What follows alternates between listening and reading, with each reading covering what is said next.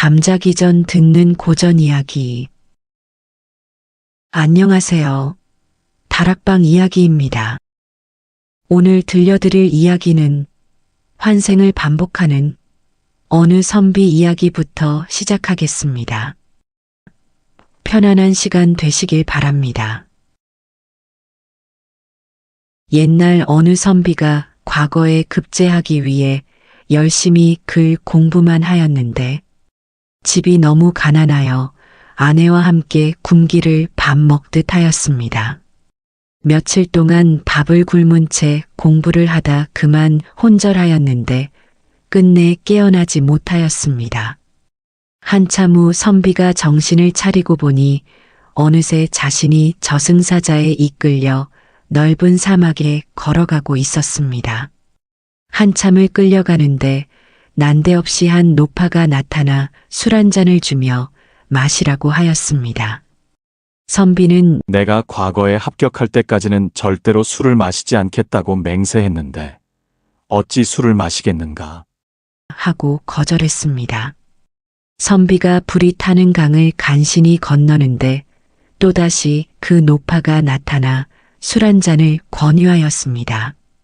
하지만 결심이 굳은 선비는 같은 이유로 또 거절하였습니다. 온갖 악기가 설치는 사막을 건너라 땀을 비오듯 흘리며 갈증이 극에 달했을 때 그 노파가 또 나타나서 아이고 가엾어라 웃자노. 목이나 좀 축이고 가시지요. 하며 술잔을 들이댔습니다. 그래도 선비는 자신이 비록 죽었으나 사내 대장부가 초심을 버릴 수 없다고 말하며 끝내 술을 마시지 않았습니다. 선비는 아무것도 모른 채 오직 자신이 했던 결심 때문에 술을 거절한 것이었는데 그 노파가 권한 것은 이승의 기억을 모두 지우는 망각의 술이었습니다. 이 술의 유혹을 3번씩이나 물린 덕에 선비는 자기의 전생을 모두 기억할 수 있게 되었습니다. 천신만고 끝에 사막을 지나 드디어 염라대왕 앞에 서게 되었습니다. 염라대왕은 선비에게 너는 제 공부한답시고 가족을 돌보지 않은 죄가 크다. 다음 생은 축생이니라. 하고 말하였습니다. 말이 떨어지기가 무섭게 무시무시한 수문장이 선비를 대문 밖으로 걷어찼습니다. 선비가 정신을 차려보니 자신이 소로 태어나 있었습니다. 선비는 과거에 급제하여 가족을 잘 돌보려고 공부에 매진한 것인데 지금의 상황이 너무나 억울하였습니다. 생각 끝에 빨리 인간으로 다시 태어나려고 풀 한 포기도 뜯어먹지 않고 굶어 죽었습니다. 선비가 다시 염라대왕 앞에 서니 자기 목숨이라고 마음대로 대하다니 매우 괘씸하구나. 하고 꾸짖으며 직접 선비를 발로 걷어차 내쫓았습니다. 한참 후 정신을 차려보니 어느 집 마당에서 뛰어놀고 있었는데 이번에는 강아지로 태어난 것이었습니다. 이렇게 살 수는 없다고 생각한 선비는 머리를 짜내었습니다. 스스로 죽으면 또 혼쭐이 날 테니 남의 손에 죽게 되면 염라대왕의 노여움에서 벗어날 수 있을 거라 생각했습니다. 어느 날 마을에 개 장수가 왔는데 기회는 이때다 싶어 달려나가 개 장수의 발 뒤꿈치를 힘껏 깨물었습니다. 화가 머리 끝까지 난 개 장수는 그 자리에서 개를 때려 죽였습니다. 선비는 다시 염라대왕 앞에 가서 부디 사람으로 태어나게 해달라고 간청을 하였습니다. 그런데 저승사자가 자초지종을 다 일러 바치자 염라대왕은 화가 치밀어 이승의 질서를 어지럽힌 놈을 당장 내쫓아라. 하고 호통을 쳤습니다. 저승사자의 발길에 걷어차인 선비는 한참을 까무라쳐 있다가 정신을 차려 주변을 살폈습니다. 그런데 큰 구렁이 한 마리가 자신을 사랑스러운 눈으로 보고 있었습니다. 새끼 구렁이로 태어난 선비는 어미 구렁이를 따라다니면서도 과거 급제 생각에 조바심을 버릴 수 없었습니다. 어느 날 논두렁에 달구지 한 대가 지나가는 것을 본 새끼 구렁이는 재빨리 기어가 그 바퀴에 깔려 죽었습니다. 다시 저승에 온 선비를 본 염라대왕은 기가 막혀 참으로 독한 놈이구나. 네 마음대로 알아서 살아라. 하며 걷어찼는데 그토록 바라던 사람으로 태어났습니다. 너무나도 기뻐 선비는 탯줄을 자르기도 전에 얼씨구 좋구나 하고 노래하며 춤을 추듯 몸을 흔들었습니다. 이에 기겁을 하고 놀란 부모는 집안에 귀신이 태어났다며 한밤중에 아무도 몰래 깊은 산속에 갖다 버렸습니다. 그날 밤 선비는 산짐승들의 밥이 되어 형체조차 없어지고 말았습니다. 청산에 은둔하며 돌을 닦은 노승이 이 과정을 지켜보더니 그 선비가 너무 안 되었다고 생각했습니다. 어느 날 노승은 비바람 속을 떠도는 선비의 영혼을 자신이 있는 토굴로 불러들였습니다. 그리고는 어느 마을에 마음씨 착한 부부가 있는데 자식이 없어 눈물로 기도를 하고 있으니 그 집에 태어나게 해주겠다고 하였습니다. 대신 15년 동안 입을 딱 다물고 정성 들여 기도하며 열심히 공부해서 과거에 급제하라고 하였습니다. 또 부모를 잘 섬기고 관리가 되면 그 고을을 잘 다스려야 한다고 단단히 일러주었습니다. 선비가 잠시 꿈을 꾼 듯 깨어나 보니 아주 부잣집 외아들로 태어나 있었습니다. 그런데 부모는 아이가 커갈수록 시름에 잠겼습니다. 그토록 애타게 기다리다 얻은 귀한 아들이 7살이 되어도 말을 하지 못하는 것이었습니다. 아이는 더없이 총명하여 말귀는 다 알아듣는데 말을 하지 못하니 부모는 아들이 불쌍해서 애간장이 다 타들어갔습니다. 이웃 사람들은 벙어리 주제에 책만 끼고 산다고 빈정거리기도 했지만 부모는 아들을 애지중지하며 키웠습니다.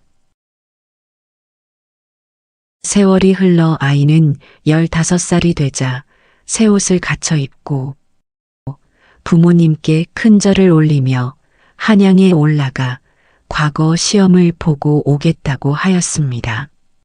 부모는 갑자기 말을 청산유수처럼 잘하는 아들을 보고 기절할 뻔 놀라며 매우 기뻐하셨습니다. 선비는 꿈에 그리던 과거에 급제하고 집으로 돌아가는 길에 옛날 자기가 살던 집을 찾아갔습니다. 늙어서 백발이 된 아내는 장독대에 정화수 한 그릇을 떠놓고 가난 때문에 굶어 죽은 남편의 영혼을 위로하며 극락왕생을 하게 해달라고 애절하게 기도하고 있었습니다. 선비는 이승과 저승을 넘나들다 노승을 만나 금생에 잘 살게 된 것이 아내의 기도 덕택이었음을 깨닫게 되었습니다.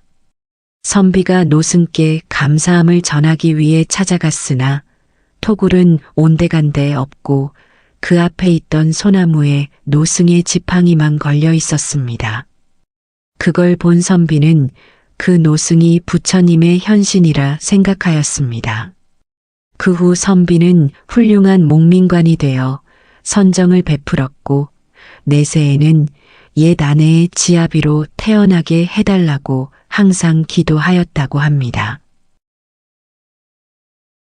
은혜를 갚은 참새. 옛날 중국 어느 마을에 동물을 아끼고 사랑하는 주지상이라는 사람이 있었습니다. 그는 바삐 길을 가다가도 산이나 들판에서 덫에 걸린 동물을 보면 주저하지 않고 그를 먼저 구해준 다음 가던 길을 갔습니다. 특히 참새를 좋아했던 그는 매일 새벽같이 일어나 처마 아래에다 곡식을 놓아두어 참새들이 언제든지 와서 먹을 수 있게 했습니다. 중년이 되어 유행성 눈병을 앓고 난 그는 시력을 잃어 앞을 보지 못하게 되었습니다. 그러나 여전히 참새에게 모이 주는 것을 잊지 않았습니다. 여명의 나와 처마 밑에 새의 먹이를 놓아두고 쪽마루에 혼자 멀거니 앉아 있자면 아득히 새들의 날갯짓 소리가 들리고 곧이어 짹짹거리며 모이를 쪼는 소리가 들리는가 하면 모이를 다 먹고 난 후에는 그냥 돌아가는 것이 아니라 그의 머리, 어깨, 손등 등에 날아와 앉아서는 마치 하루 동안 지낸 이야기를 들려주듯이 한참을 짹짹거린 후에 날아갔습니다. 그럴 때마다 그의 얼굴은 기쁨으로 환하게 빛났으며 어느덧 이것이 하루의 낙이 되었습니다. 앞이 안 보이고부터 바깥 활동이 거의 없었던 주지상은 몸이 약해져 병이 들었습니다. 시름시름 앓던 그는 갑자기 혼수 상태가 되더니 다시는 깨어나지 않았습니다.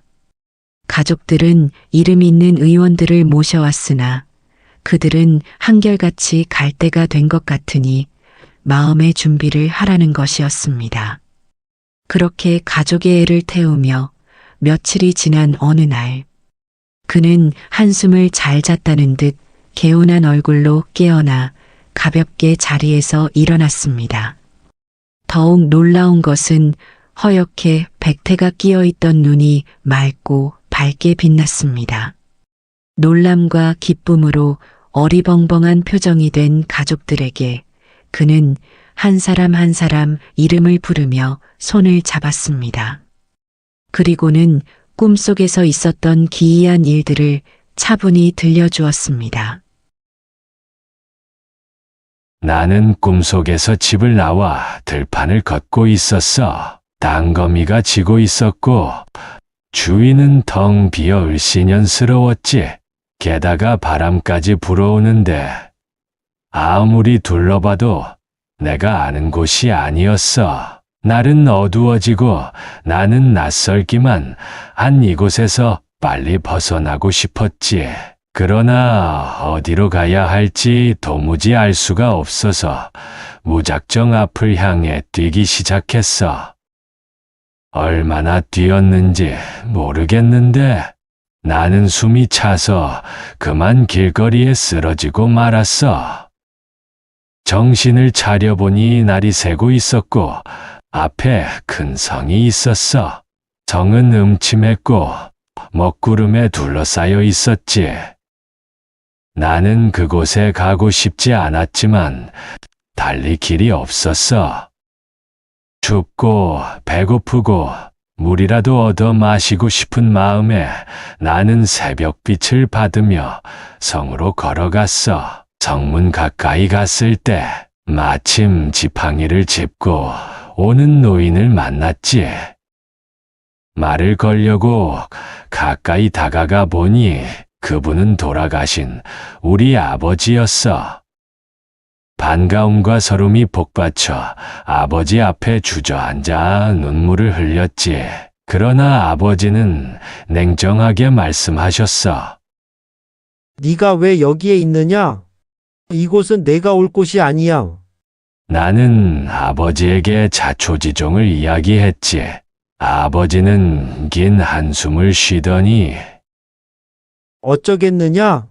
이것도 내 운명인걸.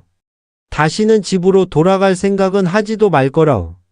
하면서 나를 성 안으로 데리고 갔어. 성 안에 관아 앞에 이르자 할아버지가 도복에 두건을 쓰고 나오셨어. 할아버지는 나를 보고는 깜짝 놀라며 아버지를 향해 말했지.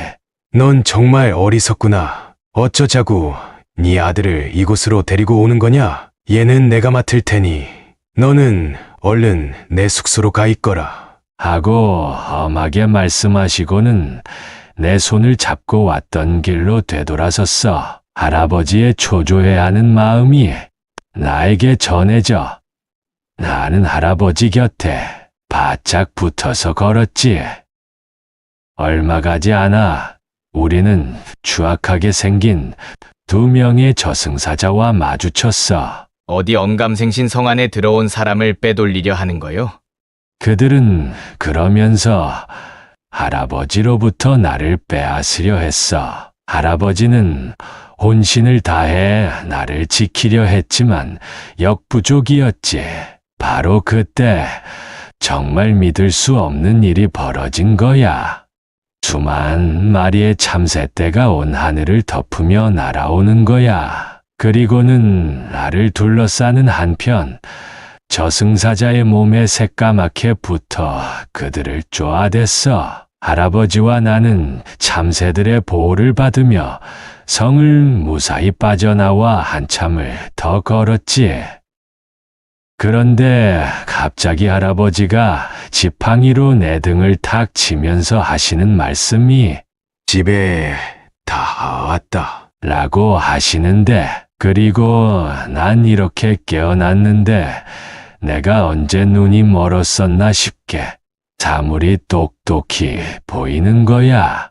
그는 그 후 여전히 참새들에게 먹이 주는 것을 잊지 않았으며 동물을 예전보다 더욱 사랑했다고 합니다. 시래기죽 제사상. 옛날 어떤 곳에 형제가 살고 있었다. 형은 가난하고 동생은 잘 사는 집안이었다. 어느 자식이든 똑같이 잘 살 수는 없는 법이지만 제사를 지내야 하는 형이 동생보다 못 산다는 것은 그리 보기 좋은 일은 아니었다. 없는 집 제사 자주 돌아온다는 속담도 있듯이 가난한 형님 댁에서는 제사를 지내느라 무척 고생을 하고 있었는데 잘 사는 동생은 나 몰라라 하고 발을 쭉 뻗었다. 그러던 동생이 철이 좀 들면서 자기가 제사 음식을 장만하여 가지고 와서 제사를 지내게 되었다. 자기 집에서 제사를 지낼지라도 돈이 들지 않아서 좋긴 했지만 동생 신세만 지고 제사를 지내자니까 형은 마음이 무척 괴로웠다. 게다가 동생은 제사 때마다 음식을 해가지고 오기가 불편했던지 자기네 집에서 제사를 아예 지내자고 하였다. 이 말을 들은 형님 내외는 가난이 원수라서 이러지도 못하고 저러지도 못하고 한숨만 쉬었다. 그러다가 어쩔 수 없어서 그렇게 하자고 하였다. 이제 아버지 제삿날이 돌아왔다. 형님은 옷을 빨아입고 이제 동생 집에 가려고 하는 참이었다. 형수도 막 나가려다가 이렇게 제사 장소를 바꾼 것을 아버지 영호는 미처 모르실 것이라는 생각이 들었다. 그래서 넉넉하지는 못하지만 있는 대로 음식을 차려서 아랫목에 상을 차려두고 떠났다. 차린 상을 볼 것 같으면 시래기를 넣은 죽 한 사발, 간장 한 종지, 김치 한 접시 그뿐이었다. 아버지 영혼이 이런 음식들을 잡숫고 돌아가시리라고 생각하니 눈물이 어렸다. 한편 시동생은 형님을 기다리다가 지쳐서 잠깐 눈을 붙인 사이에 깜빡 잠이 들어서 꿈을 꾸게 되었다. 이 꿈에 아버지가 나타나서 둘째야, 벌써 잤냐? 내 형은 가슴 아파하면서 여기를 오고 있는데 너는 마중도 안 나가면서 기다리기가 지루하다고 하느냐? 제사 음식 차려두고 눕다니 여전히 너는 버릇이 없구나. 하고 꾸중을 하였다. 동생은 깜짝 놀라서 아버지께 잘못을 빌고 나서 말하였다. 이번에는 저희 집에서 아버지께 제사를 드리기로 하였습니다. 그동안 형님 집에서 잘 못 잡수셔서 힘이 붙이신 아버지를 위해 제가 좋은 음식으로 올려드렸습니다. 아무래도 형님은 잘 못 사니까 제사상이 형편없거든요. 그러자 아버지가 슬픈 목소리로 얘야, 나는 이미 먹었다. 아주 별식으로 맛있게 먹었다. 오랜만에 시래기죽을 먹었더니 퍽 맛있더라. 하시는 것이었다. 우리 집에서는 시래기죽을 제사상에 두지 않았는데 웬일인가 하고 동생은 꿈속에서도 의아하게 여겼다. 그때 마침 형님과 형수가 들이닥쳐서 잠을 깨게 되었다. 형님, 아버지께서 금방 꿈에 나타나셔서 잘 잡수시고 간다고 하십니다. 그러시겠지 뭐. 동생 집 제사 음식이 한결 맛있으실 테니까. 그런데 형님, 이 제사상을 보십시오. 시래기죽이 어디 있습니까? 아버지는 시래기죽을 맛있게 잡수시고 간다고 그러니 도대체 어디 제사상을 받으셨다는 것인지. 혹시 형님 집에? 네, 그래요. 제가 하도 섭섭해서 시래기죽으로 제사상을 보고 왔답니다. 그 말을 들은 시동생이 저를 넙죽하면서 용서를 빌었다. 여러 말할 것 없이 제가 잘못했습니다. 저기 저 기름진 논 10마지기를 형님께 올릴 테니 그 논을 가지시고 제사는 형님이 지내십시오. 저만 잘 산다고 형님께 의시된 것을 아버님이 기뻐하지 아니한 것을 이제야 알았습니다. 형제가 다 같이 잘 살아야 하지 않겠나이까. 효심 깊은 오누이. 옛날 서부동에 오누이가 살고 있었습니다. 오누이의 부모는 선량한 사람으로 농사를 지어 소박하지만 행복하게 살고 있었습니다. 그러던 어느 날 부모가 이름 모를 병에 걸리고 말았습니다. 오누이는 없는 살림의 의원을 모셔오고 산을 오르내리며 좋다는 약초를 캐어다 다렸습니다. 할 수 있는 것은 모두 해보았지만 부모의 병은 도무지 나을 기미가 보이지 않았습니다. 더불어 오누이의 근심도 나날이 깊어만 갔습니다. 몹시 추운 겨울날이었습니다. 낡은 장삼을 입은 스님이 오누이 집 살인문에서 목탁을 두드렸습니다. 오누이는 얼른 달려나가 공손하게 합장하며 입을 열었습니다. 스님, 따뜻한 밥이라도 지어드리고 싶습니다마는 대접할 것이라고는 물밖에 없습니다. 죄송합니다. 스님은 오누이의 어두운 낯빛을 보고는 물어왔습니다. 얼굴에 근심이 가득하니 무슨 일이 있느냐? 스님의 부드러운 목소리에 오누이는 사정을 이야기했습니다. 부모님께서 병에 걸리셨습니다. 저희들 딴에는 좋다는 것을 다 해보았지만 병이 깊어지기만 할 뿐 도무지 낫지를 않아 걱정입니다. 돈이 없어 비싼 약을 사드릴 수도 없으니 어찌해야 할지 모르겠습니다. 오누이의 사정을 딱하게 여긴 스님은 방법을 알려주었습니다. 저 산에 올라 산삼을 캐어드려 보거라. 고맙습니다, 스님. 스님에게 감사 인사를 한 오누이는 산삼이 어떻게 생겼는지도 몰랐지만 무작정 눈 덮인 산에 올라갔습니다. 손과 발이 꽁꽁 얼도록 여기저기를 뒤졌지만 산삼처럼 생긴 것은 보이지 않았습니다. 아무래도 산삼이라는 건 여기 없나 봐. 그것도 못 구하면 어쩌지. 동생이 언손을 호호 불며 말을 하였습니다. 주위를 휘휘 둘러보던 오빠의 눈이 한 곳에 머물렀습니다.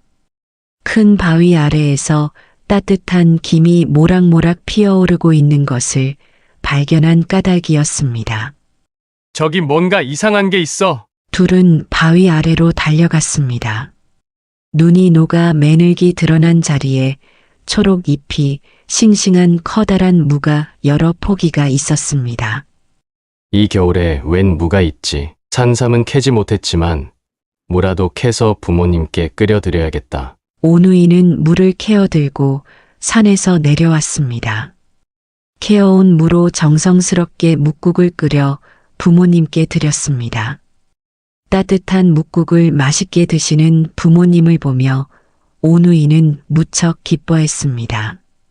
부모님의 병은 하루가 다르게 차도를 보이더니 며칠이 지나자 언제 아팠냐는 듯이 자리를 털고 일어났습니다. 뒤늦게 보니 오누이가 끓여준 것은 무가 아니라 산삼이었던 것이었습니다. 부모님의 병을 고칠 만큼 깊었던 오누이의 효심은 널리 알려졌고, 오누이가 산삼을 캤던 곳은 삼박골이라고 불리게 되었다고 합니다. 아들을 구한 아버지. 청나라의 소주에 사람됨이 가볍고 색을 좋아하는 주상난이라는 사람이 있었습니다. 어느 야심한 밤에 그는 술에 취해서 집으로 돌아가기 위해 호룡이라는 들길을 걷고 있었습니다. 달빛 속에서 하얗게 드러난 길은 무덤처럼 고적했습니다. 그는 노래를 흥얼거리다가 그날 밤이 아버지 제사이니 일찍 들어오라는 아내의 말이 떠올라 비틀거리는 걸음을 재촉했습니다. 그가 방죽이 있는 성황당 고개를 넘을 때였습니다. 달이 검은 구름에 가리우며 주위가 캄캄해지는가 싶더니 이내 부옇게 밝아온 길은 온통 안개에 쌓여 있었습니다. 한 여름 밤임에도 불구하고 야릇한 기운에 그는 오싹한 한기를 느꼈습니다. 그런데 언제 나타났는지 바로 앞에서 머리를 틀어 올린 여인이 버들가지 같은 몸매로 낭창거리며 걷고 있었습니다. 저 부인, 이렇게 달빛이 창연한 야밤에 여우에게라도 홀리면 어쩌시려고 홀로 길을 걷고 계십니까? 주상나는 부인 곁으로 바짝 다가서며 은근한 목소리로 속삭였습니다. 그러자 여인은 그를 바라보며 수줍은 듯 웃었습니다. 여인의 투명한 얼굴을 마주한 순간 주상나는 그 미모에 반하여 정신이 혼미해졌습니다. 그는 어떻게 해보겠다는 생각도 없이 무작정 그녀의 뒤를 따라 걸었습니다. 그런 주상난의 머릿속에는 아버지의 제사 같은 것은 이미 존재하지 않았습니다. 한참을 걷고 있는데 그녀가 돌아보더니 집까지 바래다 주셨는데 제가 술 한 잔 대접해 올리지요. 마침 가족들이 출타 중이라 오늘 밤은 저 혼자랍니다. 은밀하고 낮은 여인의 목소리에 주위를 살펴보니 주상나는 장식이 화려한 어느 집 대문 앞에 서 있었습니다. 그 목소리에 복종하듯 주상나는 고개를 크게 끄덕였습니다. 여인이 요염한 미소를 띄우며 대문을 밀었습니다. 그때 범람하는 물결처럼 느닷없이 불빛이 흘러들어왔습니다. 돌아보니 한 무리의 사람들이 소주부 성황이란 글자를 새겨 넣은 등롱을 들고 성황 당고개를 넘어오고 있었습니다. 참 이상도 하지. 내가 벌써 지나온 성황당고개가 왜 갑자기 앞에 나타나는 것일까? 하고 주상난이 의아하게 생각했을 때였습니다.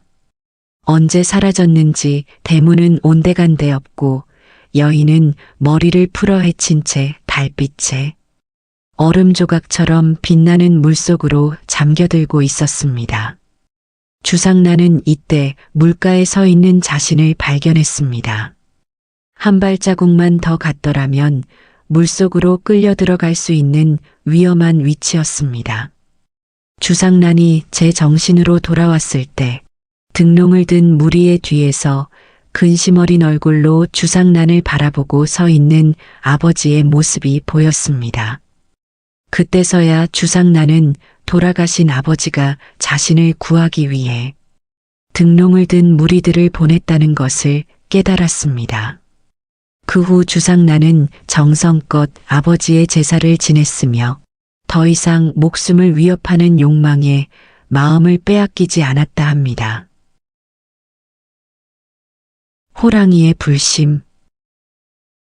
신라 선덕여왕 때 덕망 높은 두운대사는 지금의 경북 소백산 기슭 천연동굴에서 혼자 기거하며 돌을 닦고 있었다.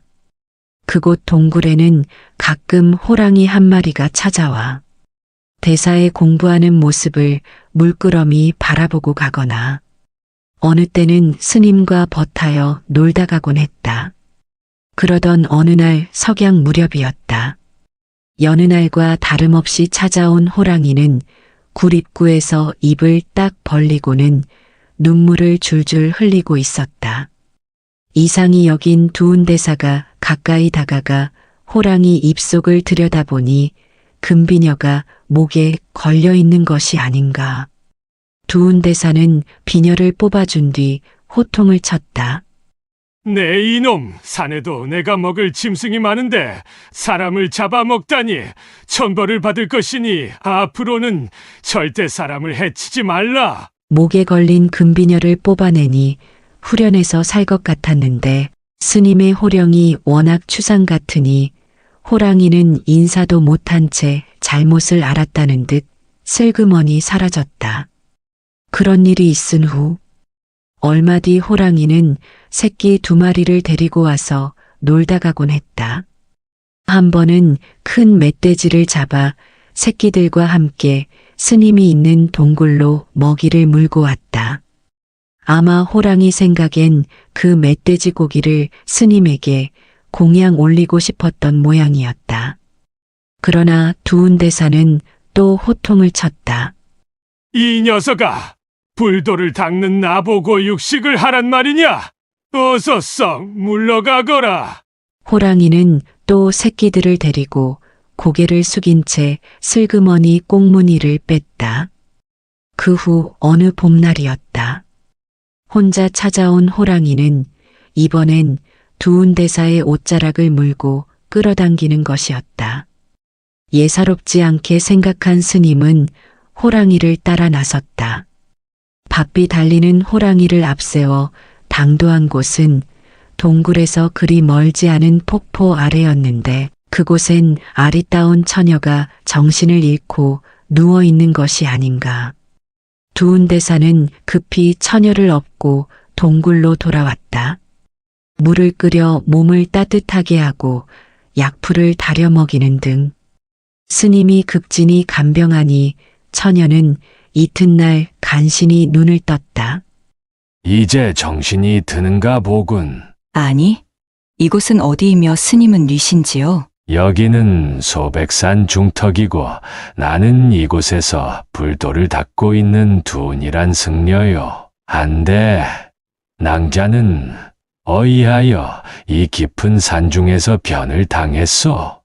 소녀는 서라벌 유호장의 무남동녀 외딸이옵니다.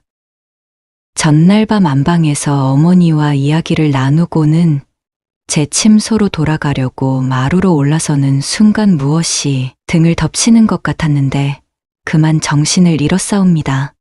저런. 아무튼 이렇게 소생한 것이 다행이요. 이 모두 부처님의 가피입니다. 나무관세음보살. 목숨을 구해주신 스님의 은혜 죽어도 잊지 못할 것이옵니다. 소녀, 집에 도착하는 즉시 아버님께 아뢰어 스님께 보답토록 할 것이옵니다. 원. 별소리를 다 하는군. 지금 그 몸으로 서라벌까지 갈 수 없으니 불편하더라도 이곳에서 며칠 더 유하여 원기를 회복한 후 떠나도록 하오. 스님은 동굴 속에 쌀이나무 울타리를 만들어 안쪽에 처녀를 거처케 하면서 정성껏 보살폈다. 그렇게 5일째 되던 날, 처녀의 얼굴에 생기가 돌자 스님은 처녀 앞에 남자옷 한 벌을 내놓았다. 스님, 웬 남자옷입니까? 곧 길을 떠날 터이니 어서 갈아입으시오. 수도승이 처녀와 먼 길을 가려면 불편한 점이 많을 뿐 아니라 길소는 남장을 하는 편이 훨씬 편하고 부담이 없을 것이오. 두운 스님은 처녀를 남장시켜 서라벌 유호장 집으로 데리고 갔다. 막 대문을 들어서려는데 늙은 하인이 보고는 깜짝 놀라 소리친다. 아이고, 이게 누구세요? 우리 아씨 아니세요? 예, 저예요. 마님, 아씨가 돌아오셨어요. 뭐라고?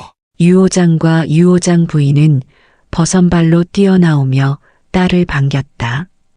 어느 날 밤 소리 없이 증발한 딸이 스님과 함께 남장을 하고 무사히 돌아왔으니 의아하면서도 마치 죽은 자식이 다시 살아 돌아온 듯 기쁘기 짝이 없었다. 어서 안으로 들어가자. 유호장 부인은 스님은 안중에도 없는 듯 딸을 앞세워 안으로 들어갔다. 딸로부터 자초지종 사연을 들은 유호장 내외는 그제서야 스님께 합장하고 큰 절로 예를 올려 감사했다.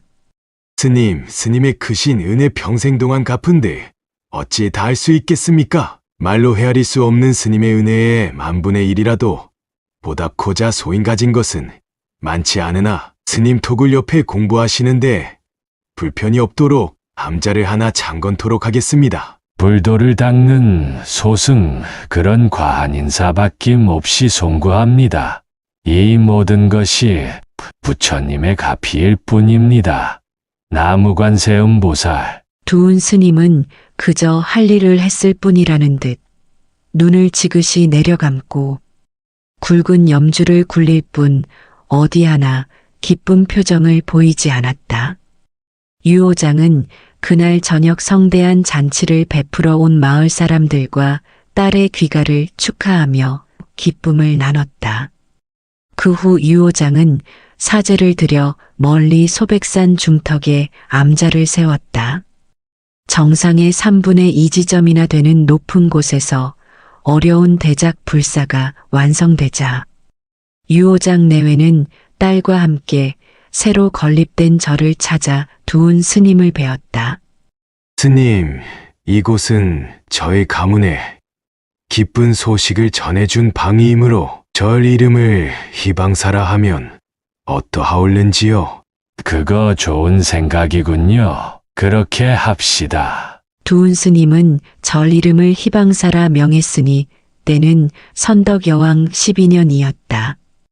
그 후 처녀가 정신을 잃고 쓰러졌던 폭포 이름도 희방폭포라 불리우게 됐다.